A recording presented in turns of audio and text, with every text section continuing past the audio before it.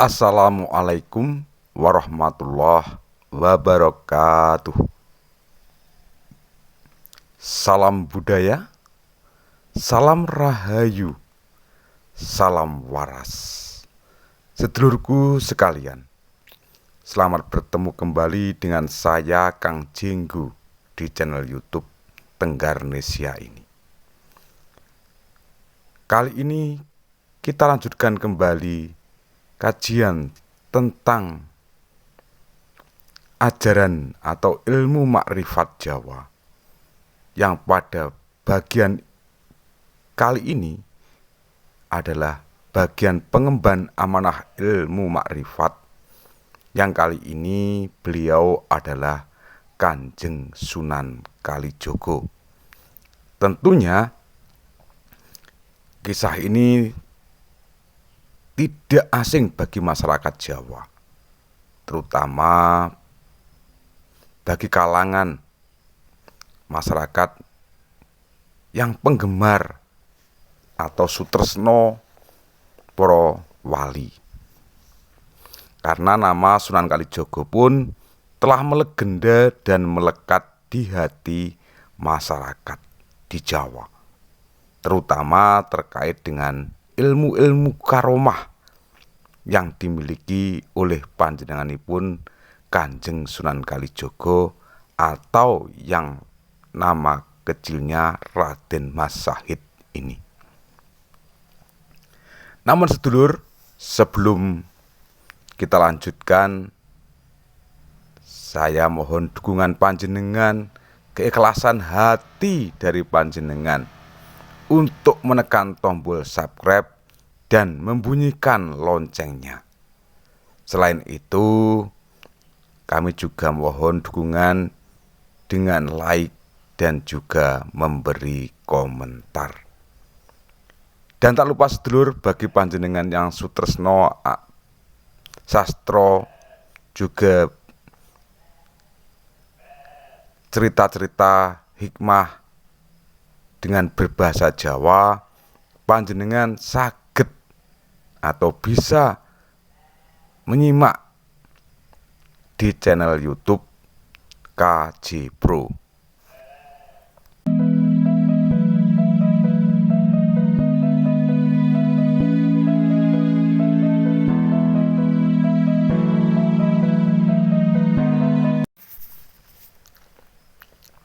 Sedulurku yang berbahagia, Sunan Kalijogo, nama asli beliau adalah Raden Mas Sahid.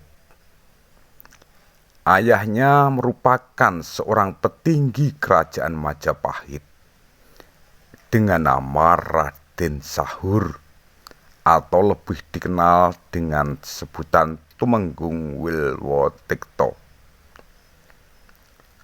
putra Bupati Aryo Tejo dari Tuban. Pada akhirnya Tumenggung Wilwotekto menggantikan kedudukan ayahnya sebagai Bupati Tuban. Menurut kitab Tarikhul Aulia yang dikutip oleh Agus Wahyudi dalam silsilah dan ajaran makrifat Jawa di halaman yang ke-46 menuliskan Sunan Kalijogo menikah dengan Dewi Sarah, putra Sunan Ampel, dan memiliki 3 orang anak. Pertama, Raden Said atau Sunan Muria. Kedua, Dewi Rukiah, dan yang ketiga Dewi Sofiah. Di kalangan masyarakat, nama Sunan Kalijogo sangat termasyhur dan melebihi sunan-sunan yang lain, sebab ia dikenal sebagai ulama yang merakyat dan mau memasuki budaya masyarakat Jawa. Hal ini tercermin dari busana yang dikenakannya, sedangkan para wali yang lain memilih memakai jubah khas Arab. Dalam berpakaian, Sunan Kalijaga memilih mengenakan surjan, jarik, dan blangkon sebagai busana khas dari Jawa. Beliau juga melestarikan adat masyarakat yang masih melekat dengan menyisipkan nilai-nilai ajaran Islam di dalamnya. Itulah sebabnya Sunan Kalijaga lebih mudah diterima di kalangan masyarakat pedalaman Jawa.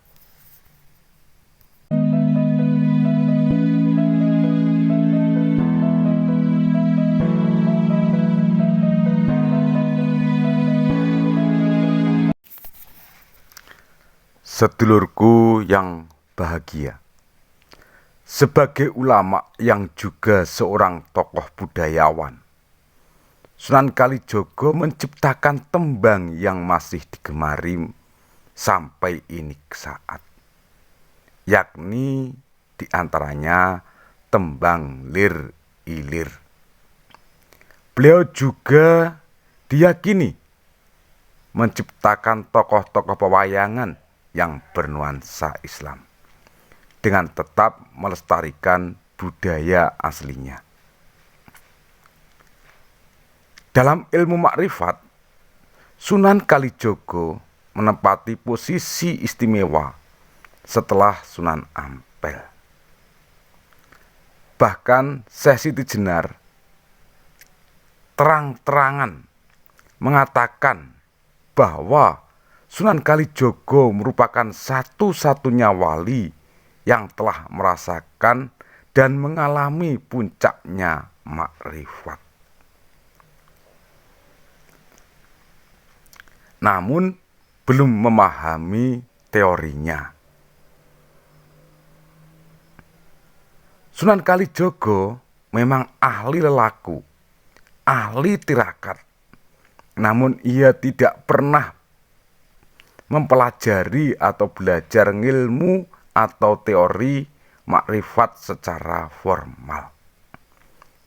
Sehingga beliau menjadi seorang pengamal yang sudah mengalami tapi tidak memahami akan keberadaan teorinya.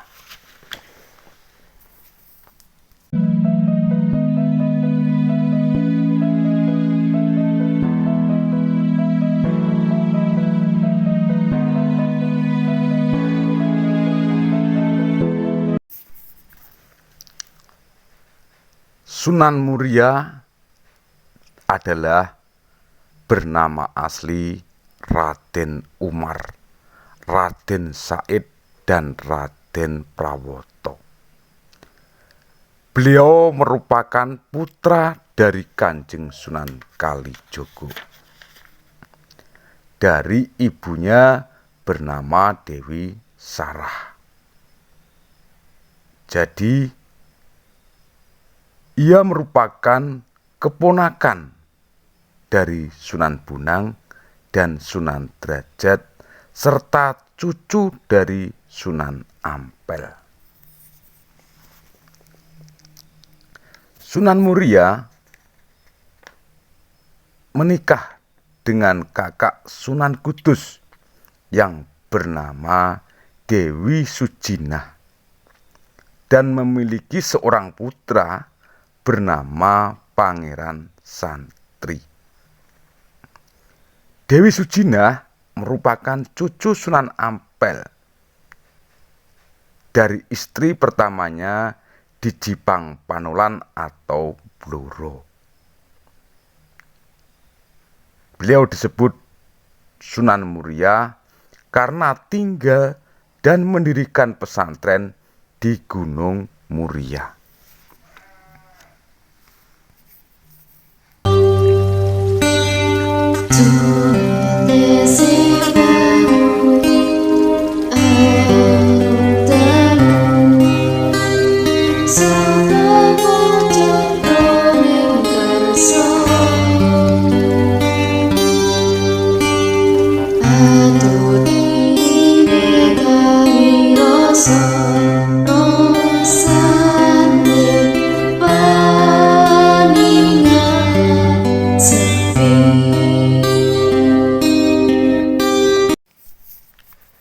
Dalam pengajaran ilmu makrifat, Sunan Muria tidak termasuk orang yang diberi amanah untuk mengajarkan.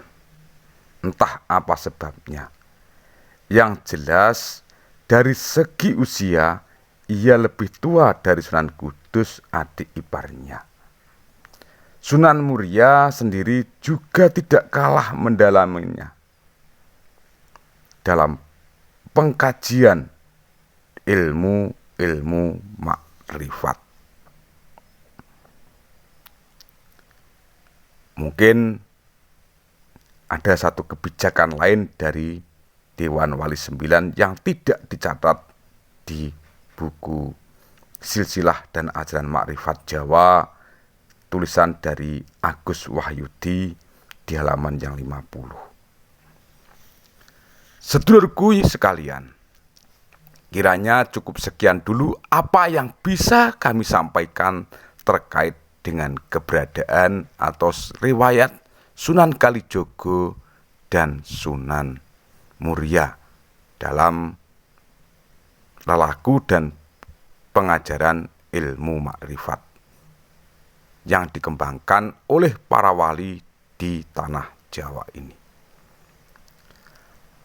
Akhirnya, ada kurang dan ada lebih, saya mohon maaf yang sebesar-besarnya. Tak lupa bila panjenengan memiliki gagasan lain, memiliki ide lain, memiliki riwayat yang lebih lengkap terkait dengan ajaran ilmu makrifat yang diemban oleh Kanjeng Sunan Kalijogo, maka kami mohon panjenengan kerso menulis komentar di kolom komentar. Teriring satu ungkapan, ono rino, ono upo, ono awan, ono pangan. Salam budaya, salam rahayu, salam waras. Wassalamualaikum warahmatullahi wabarakatuh.